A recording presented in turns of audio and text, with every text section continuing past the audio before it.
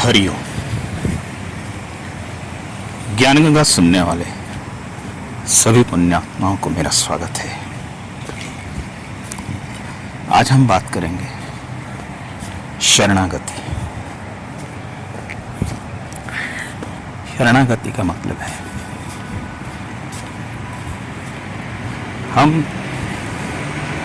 अपने दिल से, अपने शरीर से और अपने आत्मा से किसी की हो जाए। शरणागति का मतलब से बहुत फायदा होता है। इसको अगर हम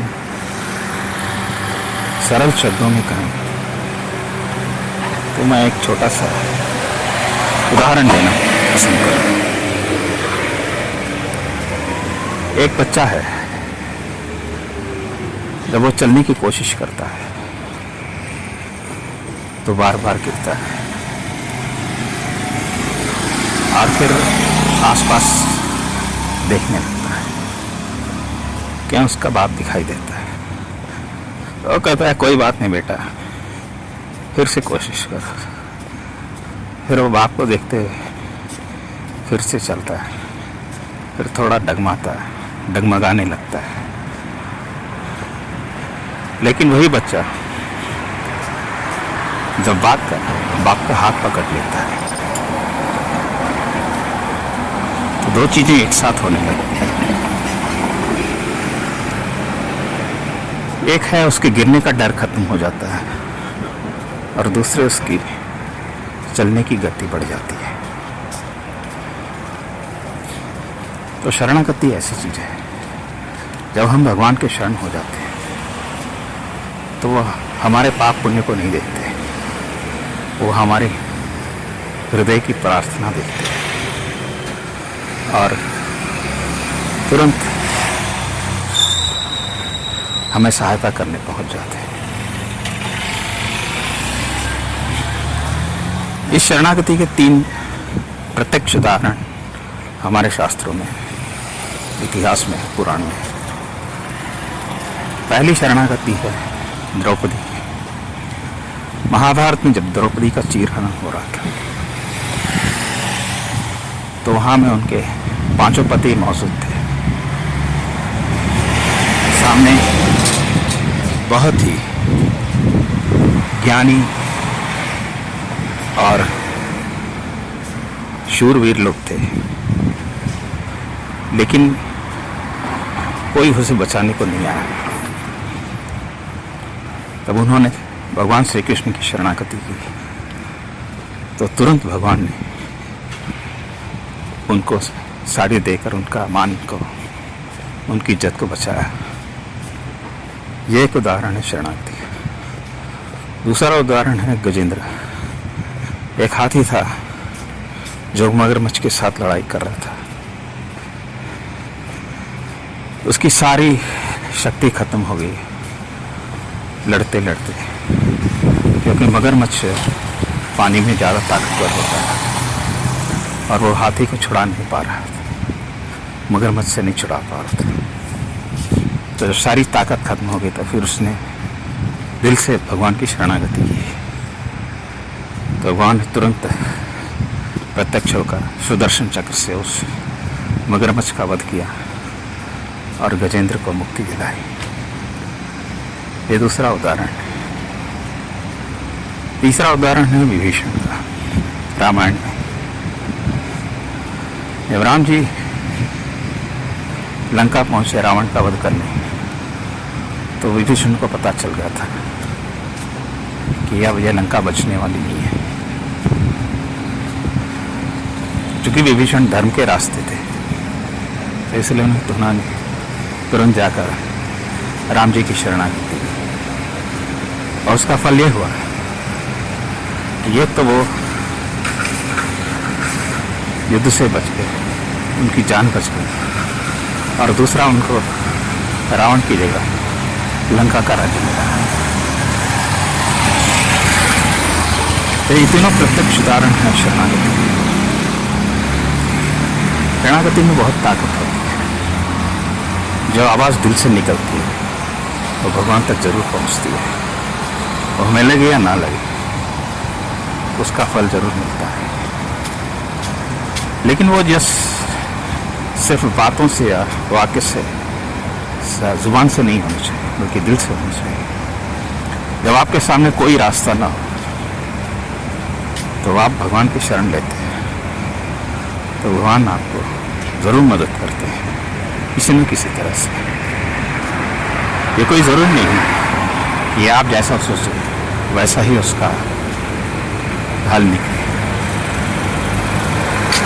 आपके दिमाग में जो चल रहा है तो उससे कहीं ज़्यादा भगवान के दिमाग में चल रहा है। ये बात समझनी चाहिए। कभी कभी हमारे सोच के उलट भी होने लगता है। हम करते हैं कुछ और होने लगता कुछ। तो उस समय हमें घबराना नहीं चाहिए या निराश नहीं होना चाहिए।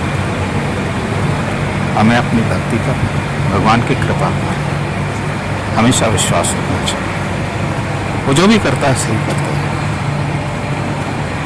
इस बात का हमें हमेशा यकीन होना चाहिए। तो शरणागति से जो है इंसान बहुत सी मुसीबतों से पार हो सकता है। हमें पता नहीं हमारे पाप कितने हैं, पुण्य कितने हैं, नहीं हम उसे गिन सकते हैं, क्योंकि उसका लेखा जोखा हमारे पास नहीं होता। लेकिन जब भगवान की कृपा होती है तो पाप पुण्य का कोई महत्व नहीं रहता है।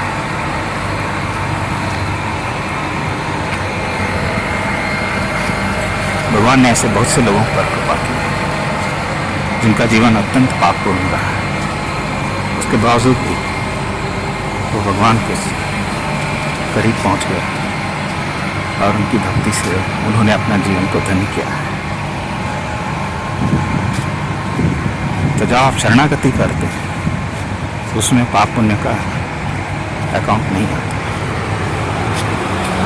तो भगवान आपका दिल देखते हैं, आपकी प्रार्थना सुनते हैं, आपकी मजबूरी समझते हैं। उसके हिसाब से वो कुछ ना कुछ उपाय आपके दिल में या फिर किसी और तरीके से समझा देंगे। तो ये शरणागति जो है, आप ये ना सोचें कि हम तो कुछ नहीं कर सकते, हमारे पास क्या है। आपके पास दिल है, आपके पास जुबान है, आपके दिल में भगवान है। ये यकीन रखना चाहिए और इस यकीन के साथ अगर आप कुछ भी करेंगे तो हमेशा आपको फल ला ही रहेगा। तो ये शरणागति जो है इंसान के लिए बहुत उपयोगी है। हर एक इंसान के जीवन में सुख दुख लगे रहते हैं। हमारी समस्या ये है कि हम सुख में सोए रहते हैं और दुख में भागने लगते हैं।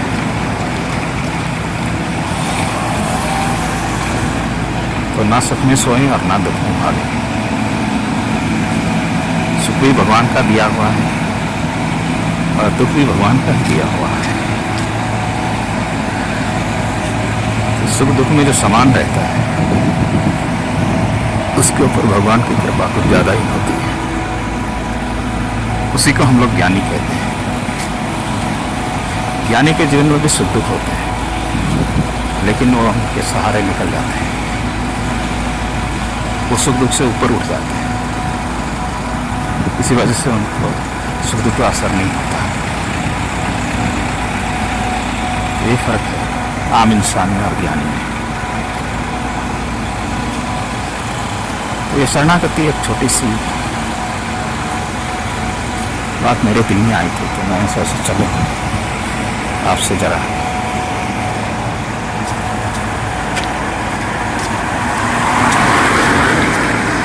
शेयर कर दें। देखिए जितना हो सके जैसा हो सके अपने जीवन को धन्य बनाएं, भगवान के रास्ते चलें तो कहीं ना कहीं आप भगवान तक जरूर पहुँचेंगे। यही हमारा लक्ष्य होना चाहिए। पता नहीं दूसरी ज़िंदगी हमें इंसान की मिले ना मिले, उसे पता है। कम से कम इस ज़िंदगी में वो तो करें जो हमें करना चाहिए। बाकी फिर मिलता हूँ किसी और से। तब तक के लिए